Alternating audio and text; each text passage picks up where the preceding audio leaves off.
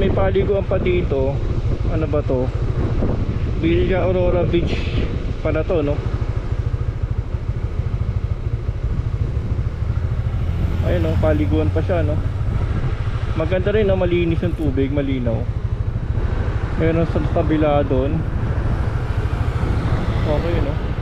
Siguro konting ayos lang din. Para ano mo pala yung malalaking bato. So, Villa Aurora Beach. Ano? Villa Aurora Ecotourism Area.